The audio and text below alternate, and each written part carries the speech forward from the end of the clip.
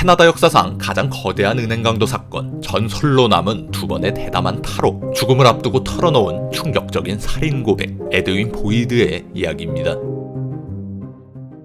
에드윈 알론조 보이드, 그는 1914년 4월 2일 캐나다의 독실한 기독교 집안에서 태어났습니다. 전기기술자였던 아버지 글로버 보이드는 아들이 태어나고 몇 달 후 1차 세계대전에 참전하게 되었습니다. 에드윈은 아버지의 얼굴을 거의 보지 못한 채로 유년기를 보냈죠. 전쟁이 끝나고 돌아온 아버지는 경찰관이 되어 토론토 경찰서에서 근무했습니다. 학교에 잘 적응하지 못했던 에드윈은 여러 번 전학을 다녔지만 축구와 하모니카에서 재능을 발견했고 축구 클럽과 YMCA 밴드에 가입하면서 꽤 괜찮은 학창 시절을 보냈죠. 그러나 1930년대 초 동생들이 성홍열에 걸렸는데 이를 돌보던 어머니가 병에 걸려 세상을 떠나게 되었습니다. 어머니의 죽음 이후 에드윈은 집 밖으로 나돌기 시작했습니다. 불황자 생활을 하며 무료 급식으로 끼니를 때웠죠. 1933년 그는 무단 침입과 절도죄로 체포돼 교도소에 잠시 복역하게 되었습니다. 그의 첫 번째 체포 기록이죠. 몇 년 후 2차 세계대전이 발발하자 에드윈 보이드는 캐나다 왕립연대에 입대하게 되었습니다. 전쟁 속에서도 사랑은 싹트죠. 잉글랜드 서리주에 배치된 그는 도린 톰슨이라는 여성과 만나 사귀게 되었는데요. 둘은 전쟁통에 결혼을 했고 아들까지 낳게 되었습니다. 그러나 불행하게도 독일군의 폭격으로 첫 아이를 잃고 말았죠. 이후 도린은 남편과 함께 전쟁에 참여하기 위해 입대를 했습니다. 그녀는 트럭 운전사를 지원했지만 키가 너무 작다는 이유로 오토바이를 운전하게 되었죠. 1943년 부부는 쌍둥이를 낳았고 1945년 5월 유럽전선이 마무리되자 에드윈은 도린과 자식들을 안고 캐나다로 돌아왔습니다. 그 후에 에드윈은 가족을 부양하기 위해 창문 청소부 전차 운전수로 일했지만 쥐꼬리만한 월급과 지루한 업무에 금방 실증이 났습니다. 그는 새로운 자극을 원했어요. 신문에서 수만 달러를 훔친 은행 강도 기사를 읽게 된 그는 자신도 그런 짜릿한 일을 벌이고 싶다는 생각이 들었습니다. 스릴 넘치게 가족 부양하기, 지루한 일상에 미쳐가던 그에게 더할 나위 없는 일이었죠. 1949년 9월 9일 술에 취한 에드윈 보이드는 변장을 하고 전쟁에서 노획한 루거 권총을 손에 쥔 채로 몬트리올 은행의 한 지점에 들어갔습니다. 그는 카운터로 뛰어올라 은행원들에게 권총을 겨누고 설탕자루에 돈을 담을 것을 요구했습니다. 그리고 직원들을 지하실에 가둔 뒤 돈을 챙겨 재빨리 달아났습니다. 현재 가치로 4만 달러에 달하는 돈을 단 2분 만에 손에 넣었죠. 너무 간단했습니다. 이런 짓을 더 크게, 더 많이 벌이면 평생 떵떵거리며 살만한 돈이 금방 모이겠다고 생각했습니다. 그는 몇 명의 동료를 모아 더 대담한 강도 행위를 벌이기 시작했습니다. 1951년 10월까지 에드윈 보이드는 최소한 6번의 은행 강도를 벌인 것으로 알려져 있습니다. 화려하게 카운터를 뛰어넘고 은행 직원들의 말을 재치있게 받아치는 모습, 또 루거 권총은 그의 상징이 되었습니다. 이 은행 강도는 금방 유명 인사가 되었죠. 그러나 범죄자가 유명해지는 것은 마냥 좋은 일이 아닙니다. 에드윈과 동료들은 금방 꼬리가 잡히기 시작했고 결국 하워드 갈트라는 동료가 경찰에 체포되었습니다.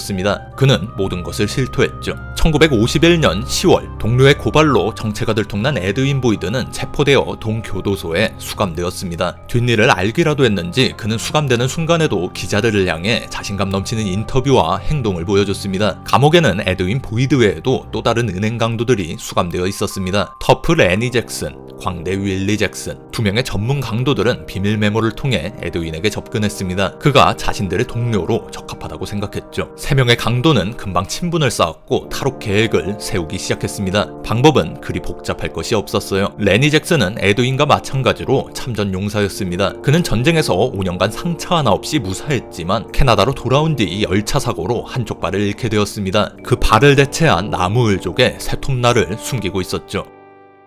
1951년 11월 4일 3명의 은행 강도들은 창살을 자르고 벽을 넘어 교도소를 탈출했습니다. 이후 레니 잭슨의 동료인 스티브 수찬이 합류하게 되면서 4명은 강도단을 형성했습니다. 탈옥 후 2주 만에 4명의 일당은 토론토 은행을 털어 현재 가치 6만 달러에 달하는 돈을 획득했습니다. 그리고 11월 30일 토론토 리사이드에 위치한 캐나다 왕립은행에서 현재 가치로 60만 달러에 달하는 돈을 터는 데 성공했죠. 이는 토론토 역사상 가장 큰 규모의 은행 강도 사건이었습니다. 이들은 4개월 동안 현재 가치 91만 달러 상당의 돈을 털었습니다. 전후 조용했던 토론토는 이 강도단의 등장으로 크게 떠들썩해졌습니다. 신문들은 이 뻔뻔스럽고 대담한 은행 강도에 대한 기사를 쏟아냈죠. 기자들은 이 강도단을 보이드 갱이라고 불렀습니다. 실제 일당의 리더는 레니 잭슨이었지만 헐리우드 스타일의 멋진 외모를 가진 신사 에드윈 보이드가 대중의 주목을 받았죠. 에드윈은 강도짓을 벌일 때 화려한 변장과 고급 양복을 입고 카운터 위를 활보했습니다. 일종의 강도 쇼를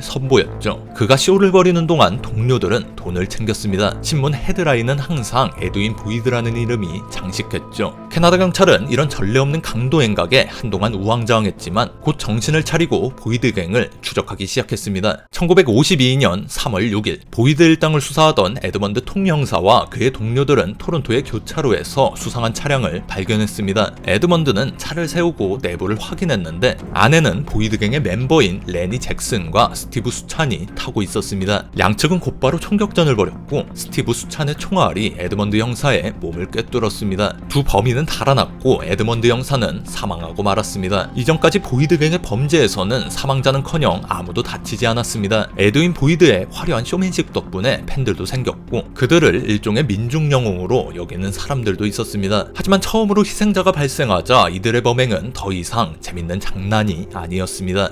경찰은 보이드 갱을 캐나다 제1의 적으로 지목했습니다. 동료의 죽음에 붕괴한 경찰들은 레니 잭슨과 스티브 수찬의 행방을 수색했습니다. 이들은 은신처에서 경찰과 총격전을 벌인 끝에 부상을 입고 체포되었습니다. 윌리 잭슨도 몬트리올의 한 나이트클럽에서 체포되었죠. 에드윈 보이드는 아내 도린과 함께 잠적해 있었습니다. 갱단을 수사하던 아돌퍼스 페인 형사는 에드윈 보이드의 가족들을 감시했습니다. 그리고 그가 온타리오의 히스 스트리트에 있는 아파트를 임대해 이사할 예정이라는 사실을 알아냈습니다. 페인 형사는 집주인에게 건물의 열쇠를 확보했고 근처에 감시기지를 마련해 보이드 가족이 이사하는 것을 지켜봤습니다. 불필요한 희생자를 피하고 싶었던 페인 형사는 보이드 가족이 모두 잠든 시간을 기다렸습니다. 1952년 3월 15일 새벽 페인 형사의 체포팀은 보이드 가족의 집 내부로 조심스럽게 침투해 아내와 함께 침대에 누워있던 에드윈 보이드를 체포했습니다. 방에는 돈으로 가득 찬 가방과 5장의 권총이 놓여 있었죠. 4명의 일당은 다시 동교도소로 돌아왔습니다. 당국은 캐나다 제1의 적을 체포한 것을 언론을 통해 자랑스럽게 알렸지만 승리에 취한 나머지 이들을 가둘 때 현명하지 않은 조치를 취했습니다. 감시 인력이 부족했던 교도소는 4명의 강도를 한 구역에 모아뒀습니다. 이러면 감시하기가 더 쉬울 것이라고 여긴 것이었죠. 톱날을 숨길 레니 잭슨의 의족만 압수하면 된다고 생각했습니다. 이들은 낮에 자유롭게 어울리며 탈옥을 의논할 수 있었습니다. 그리고 오전 5시에서 7시 사이에 아무도 자신들이 있는 구역을 순찰하지 않는다는 사실을 알아냈죠. 또 말빨 좋은 에드윈 보이드와 윌리 잭슨이 간수들과 친해졌습니다. 이들은 탈출을 대비해 다이어트를 시작했습니다. 특히 윌리 잭슨은 몸에 수분을 빼 피부 탄력을 줄이려고 노력했습니다. 간수와 친해진 윌리 잭슨은 감옥의 열쇠에도 가까이 접근할 수 있었습니다. 하지만 훔치진 않았습니다. 금방 들킬 게 뻔했거든요. 대신 그는 열쇠를 거머쥐어서 몸에 자국을 냈습니다. 그리고 이 자국을 토대로 조잡한 열쇠를 만들었죠. 또 변호사를 통해 톱날을 들여왔습니다. 다시 창살을 자르기 시작했죠. 톱질 소리가 들리지 않도록 감시 마이크에 베개를 놓았습니다. 19세기에 지어진 이 감옥의 창살은 심하게 낡았고 쉽게 잘렸습니다. 물론 한 달이나 걸렸지만요. 1952년 9월 8일 에드먼드 통 형사를 살해한 스티브 수찬과 레니 잭슨의 재판이 있기 직전 갱단은 두 번째 탈옥에 성공했습니다.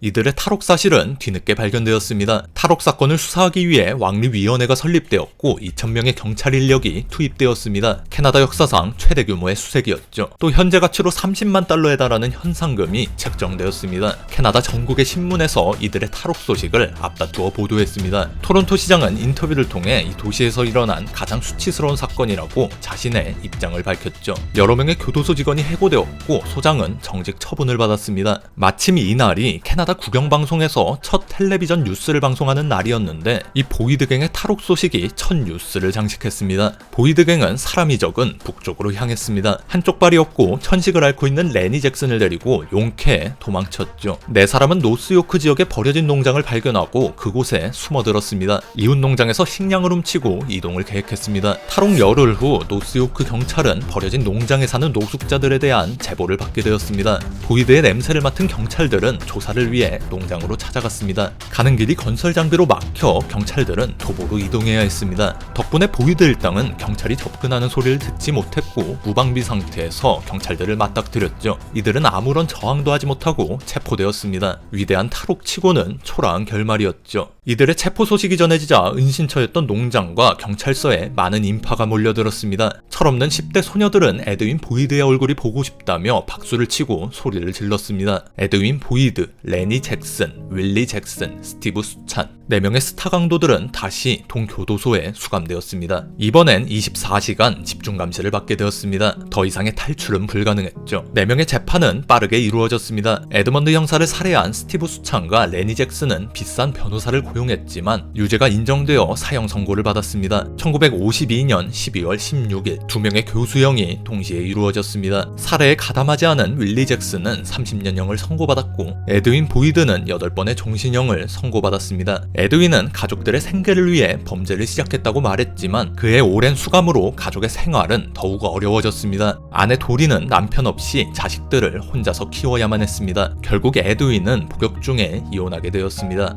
에드윈 보이드와 윌리 잭슨은 10년간 복역한 후 1962년 가석방되었습니다. 그러나 에드윈은 가석방 규정 위반으로 4년 더 감옥 신세를 지게 되었고 1966년이 되어서야 자유의 몸이 되었죠. 감옥에서 풀려난 에드윈 보이드는 캐나다 서부 해안으로 이주하고 존이라는 가명으로 살았습니다. 그는 복지시설에서 장애인 돌보미로 일하며 버스를 운전했습니다. 그리고 자신이 돌보던 여성과 재혼해 그가 양로원에 들어갈 때까지 그녀를 간호했죠. 그는 투철한 봉사정신으로 올해 주민상을 받기도 했습니다. 이웃 중 그 누구도 이 모범 시민이 악명 높은 강도 에드윈 보이드임을 알지 못했죠. 말년에 그는 자신의 범행과 보이드갱에 관한 몇 편의 다큐멘터리에 출연해 관심을 끌었습니다. 88세의 그는 한 다큐멘터리 제작자에게 충격적인 고백을 했습니다. 자신이 은행 강도로 유명해지기 전 1947년 토론토 하이파크에서 한 커플을 살해하고 차량의 시신을 유기했다고 말이죠. 이 자백은 1947년 9월 11일 발생한 아이리스 스콧과 조지 비거스 살해 사건과 상당히 일치했죠. 이 끔찍한 사건은 50년이 넘도록 미해결 상태였습니다. 그러나 경찰이 이 고백에 대해 조사를 시작하기 바로 직전 2002년 5월 17일 에드윈 보이드는 폐렴으로 생을 마감했습니다. 결국 이 사건은 해결되지 못한 채로 남아있죠.